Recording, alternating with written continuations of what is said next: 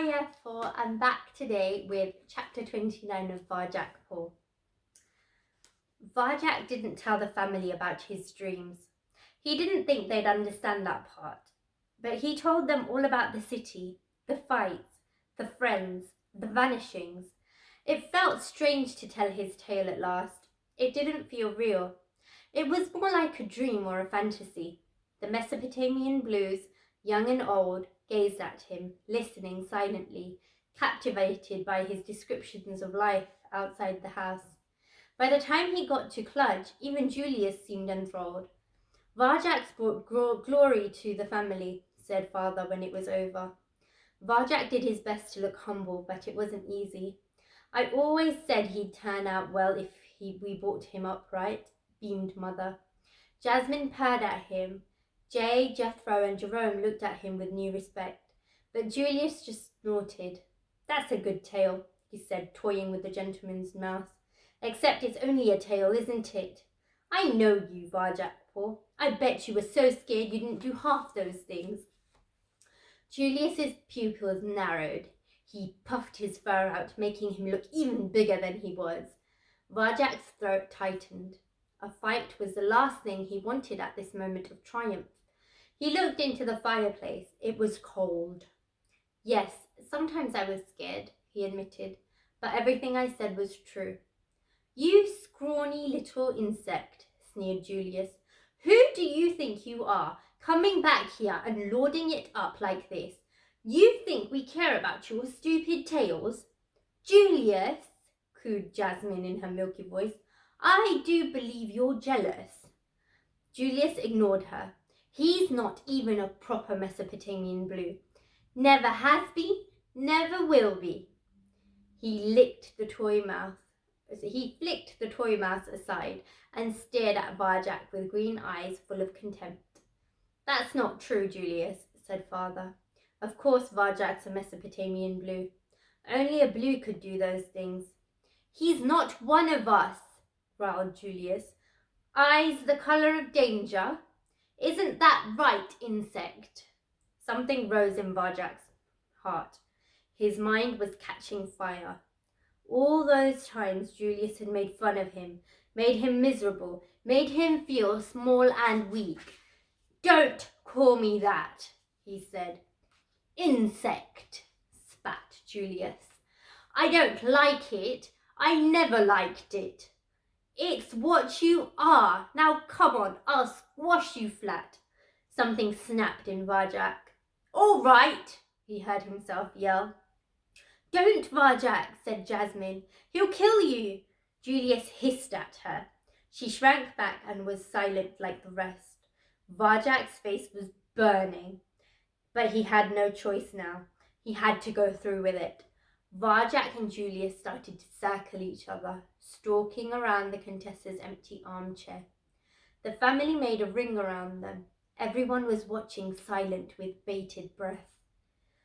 Varjak breathed in, 2, 3, 4, and dropped smoothly into slow time. Julius glared at him with scornful green eyes and bared his teeth. Varjak glared right back, bared his own teeth. Julius looked surprised. Come on, Julius Paw, said Varjak. Squash me flat.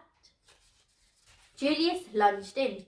He was quick for a cat of his size, but Varjak was quicker, more agile. A moving circle of pure energy. He stepped aside. Julius bit heavily into space. His teeth cracked together. It sounded painful. Don't ever call me an insect again, said Varjak. Julius roared. He raked out with a strong silver blue paw. Varjak was too fast once more. Julius missed and lurched into the armchair. Jay, Jethro, and Jerome giggled. Were they laughing at his moving circle? Varjak turned to see them giggling at Julius instead. He smiled, but as he looked away, Julius came at him and cracked the side of his face with vicious strength. Varjak staggered back. He hadn't expected that. It hurt. Insect, thundered Julius. Now you've made me angry. He launched a flurry of claws. Senses reeling, Varjak dived away just in time. He had to keep breathing, keep the moving circle going, or Julius would finish him. He dodged the furious attacks that followed, becoming a shimmer that Julius couldn't quite hit.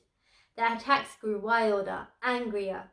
Varjak stayed a step ahead, just out of reach, as his big brother closed in, until Julius threw everything he had at him in one massive blow. There was no avoiding this one. Varjak had to meet it head on. He breathed, out, 2, 3, 4, went deep into his circle.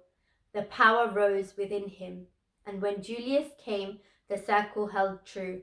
Varjak turned the blow away, using his brother's own strength against him. Julius went stumbling to the ground. Varjak grinned. It felt good. Better than the time he'd fought Razor. It was better than anything. A hot, intoxicating glow that passed through every fibre of his being. He'd never felt so alive. Julius was off balance now, weak and exposed. Finish him, thought Varjak, right now. Let loose the energy. He'll never fight again. Do it. No, enough, said Varjak Paw.